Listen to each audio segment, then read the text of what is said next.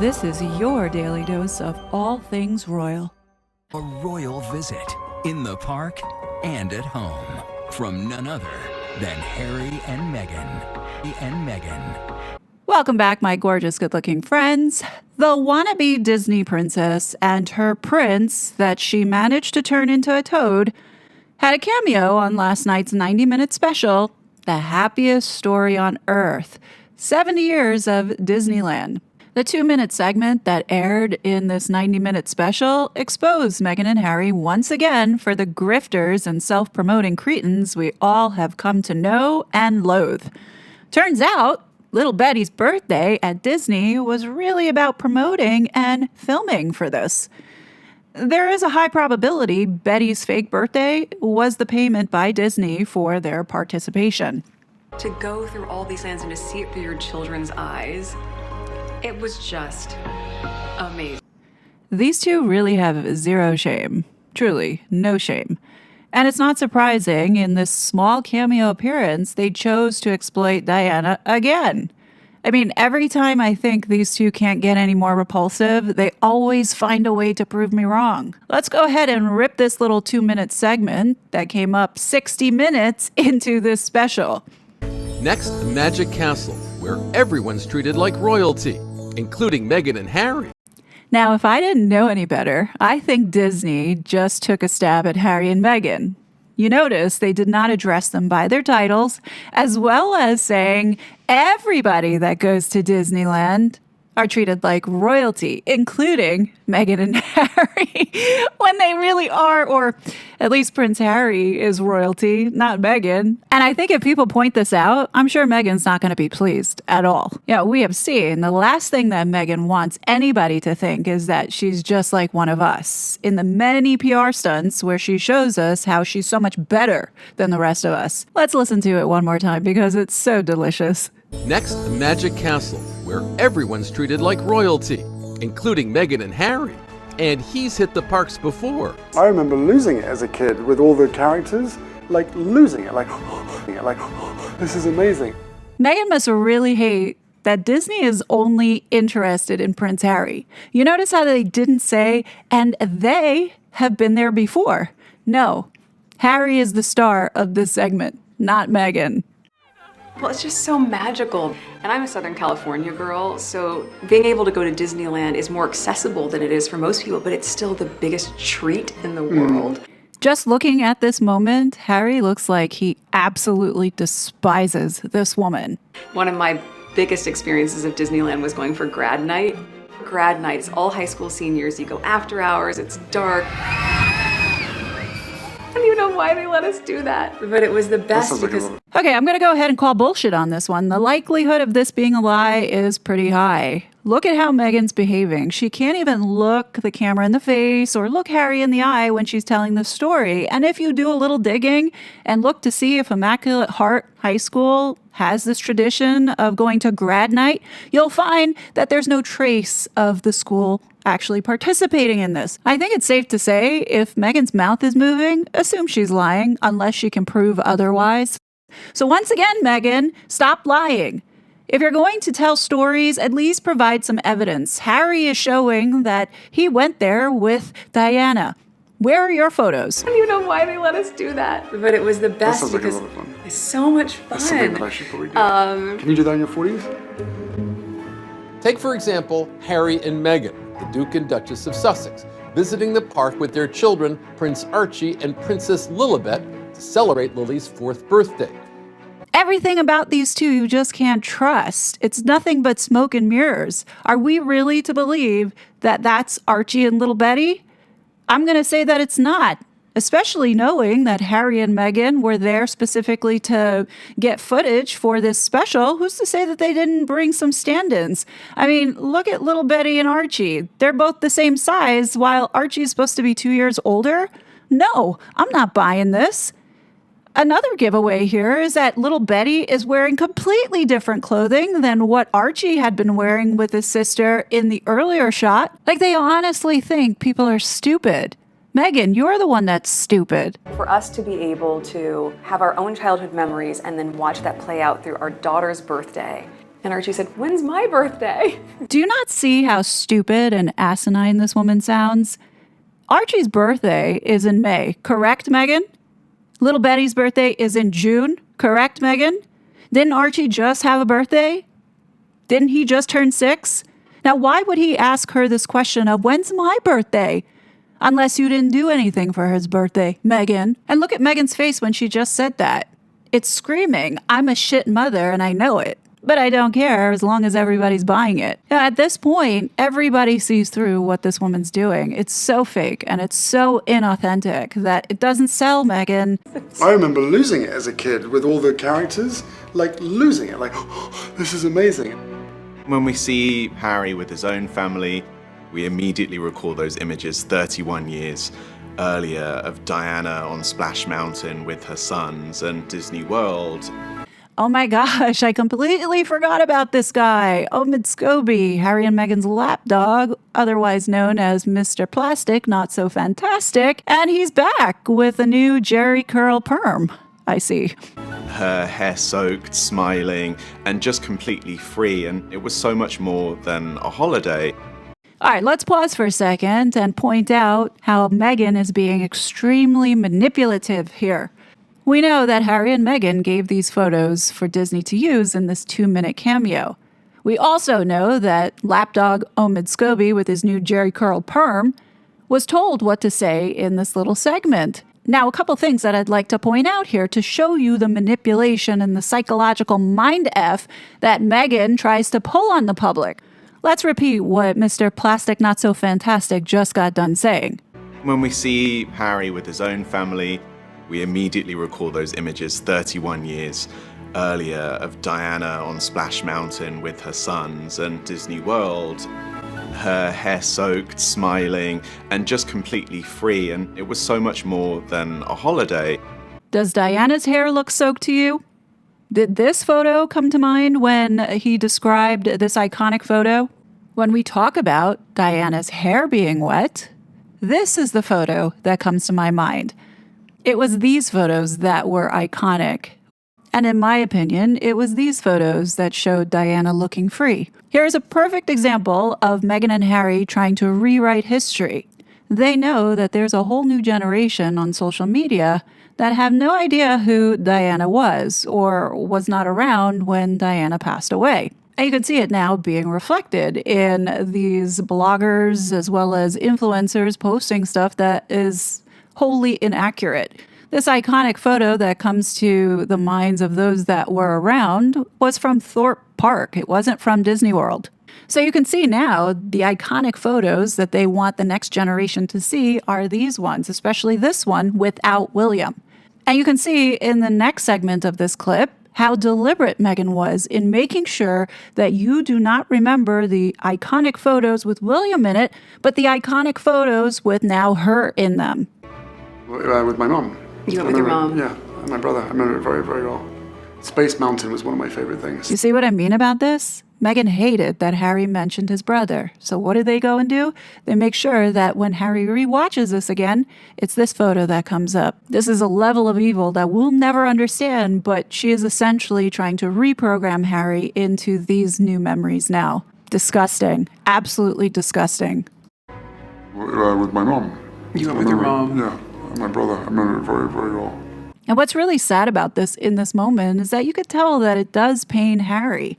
And here you have this ghoul sitting next to him with this duper's delight on her face because she knows what she did to destroy that relationship. It's so sadistic. Space Mountain was one of my favorite things. Still one of your favorite rides, by the way. Of course. But I went round and round and round, probably 10, maybe 12 times. I think in this moment, Harry was a little bit irritated with Meghan because he was recounting his childhood memory, and she interrupts him and says, it's still one of your favorite, and he rolls his eyes, but he continues on to say that he went round and round about 10 to 12 times, meaning when he was a child at Space Mountain. Something tells me, by the way that they look at each other, Harry's irritated that Meghan didn't allow him to go on this ride more than once. But I went round and round and round, probably 10, maybe 12 times. To see the kids throw themselves into these experiences when they had no idea what they're walking into was amazing. And it brings out the kid in you again. Nope, they didn't go with their kids. Do you know any parent that would say, to see the kids, yeah, there's a lot of kids at Disney World and Disneyland. To see the kids jump into these experiences sounds very impersonal. Have you ever noticed whenever Harry and Meghan talk about these so-called kids that they have in their possession, it's always so generic. To see the kids throw themselves into these experiences when they have no idea what they're walking into, what parent talks about their kids that way? There is no personalization. There's no warmth there. It almost sounds like a response that Harry would give at one of his charities that he supports, like Scotty's Little Soldiers. No matter what kind of prince or princess you are, this castle seems to bring out the childlike wonder in all of us. And that was literally it. All the promotion surrounding this 70th anniversary with Harry and Meghan in it for 2 stupid minutes of stuff that we already saw, and to exploit Diana again. Man, I'm telling you, the left in California really know how to waste their money. And it doesn't seem like they care. And the one thing that's consistent with these liberals is that they will never admit that they made a mistake. They'll never admit that they bet on the wrong horse here. And they will continue to keep pumping in money in order to turn this turd into a diamond. It's never going to happen. And as long as there's still money backing these 2 idiots, they're going to continue to keep wasting money, forcing this propaganda down our throats until it's beat into our heads. This is why the liberals in California are so determined to censor the net. They hate the fact that there are people like me who call out their BS and they can't control the narrative. Meghan is a liar. This is why people talk about her. It's not because she's talented. It's not because she has power. It's because she's a bold-faced liar. And people don't like that. And I don't think that these people look foolish. Recently, the CEO from Netflix, Ted Sarandos, looked like a complete jackass on the Emma Grift show. Listen to what he had to say about Meghan. One thing we learned early with Meghan, she has remarkable influence. Remarkable. So when we did the documentary on her and Harry, the trailer, when we ran the trailer announcing it, hundreds of people broke down every frame of the trailer and we note it. We're seeing this on a micro level right now. Do you see how the left like to reframe narratives, making it sound as if, people are so obsessed with Meghan that they went frame by frame in the trailer? Well, it's because we know she's a fraud. And being that Netflix is behind Meghan in supporting this deception just goes to show the moral character of these people. So you can tell yourself all day long that this was the best investment that Netflix made. But I'm sorry, if you can't back that up with numbers, which I highly doubt you can, to show that this couple was a good investment, then don't lie. You see, the major problem with these elitist parasites is that they just have too much money to care. And it's a major reason why you never see them ever trying to understand. They continue to force stuff on us because they feel they're entitled to do so. And that's the situation with this guy, Ted Sarandos. Listen to the rest of what he has to say about Meghan. It's like, what reality are you living in? And the $20 shoes that she got from a village that was making these shoes sold out all over the world. And the $1,500 blanket that was on the chair sold out all over the world. That's some power. That's some influence. She has incredible power and influence. She could put, and I think that, so that for me, it's like, okay, well, how can we enable this to be a more holistic thing? Yes. So that's what that relationship But I mean, about. the consumer products business is a very different thing, right? Yeah. For you guys to go from having the data and understanding that a trailer with those two can do those type of numbers and then have the commercial impact to actually starting a brand, a physical and by the way, and the consumer documentary product. itself was also one of the most watched documentaries we've ever had. You can totally tell that Ted Sarandos is bullshitting here. The only thing that he can talk about that actually was somewhat of a success in his eyes due to the numbers is that Netflix mockumentary, and that's only because they trashed the royal family. But since 2022, what have Meghan and Harry put out that has been successful? Heart of Invictus was propaganda to support war. We had Live to Learn, Learn to Lead. I don't know anybody that watched that woke garbage. We also had Polo. Whatever happened to that series? Are we going to have a season 2? Most likely not. Then you had With Love, Meghan, another failure. And you have her As Ever, Whatever, that who knows what's going on with that? Like, everything has been a complete failure. And the only thing that you can talk about is this mockumentary series that was put out 3 years ago. So, Ted, I would like to know, who is this hot mess influencing? Because only Meghan Markle can take a $3,000 Carolina Herrera dress, as you see in front of you, to make it look like it's on the sales rack at J. Crew. So who is the audience that you're targeting with this hot mess that you've invested so much money into? I think it's pure bullshit. And I do think that at some point, they're just going to have to cut their losses. Now, it could be Ted is still hanging around because, if they do divorce or if they do need to stage this now separation and Harry going back to the UK, which now it does look like that's going to happen. The king just put out this notice that there's no half in, half out situation, and it saves face for the king, where this whole entire time Harry has been half in, half out. I mean, you cannot say that he hasn't. Here in the United States, we've been paying part of his security. He's going off to these various countries and doing fake royal tours, countries where the UK needs soft power. This is all about creating the optics. The fact that they're even making this a headline goes to show that they're setting Harry up to come back, because right now there's a hard line. You're either in or you're out. Now, I predict that this is a decision that Harry will make to go back to a life of service, because from an optics perspective, it makes him look noble. It makes him look like he's got purpose. This is all about the rebranding and bringing him back into the fold. Now that the mission had failed here in the United States, where Harry is going to leave quietly, I do believe that the U.S. government does know what Harry has been up to and had a few words while they were in the UK last week. I do not think that Donald Trump will embarrass the royal family in any way, hence the reason why we're going to see Harry dealt with in a manner that does not blow up on the global stage. As much as I would like to see the United States hold Harry accountable for being an enemy of the state here over the last 4 years, I'm disappointed to say that I don't see anything happening to him. And that's just based off of what we have been seeing with this DOJ. Maybe Marco Rubio will do something. Who knows? But I don't think they're going to do anything to embarrass the UK and the royal family.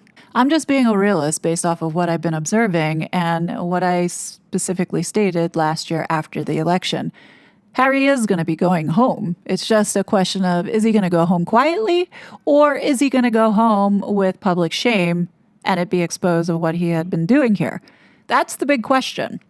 And then we bring in the distraction of this fake divorce, okay?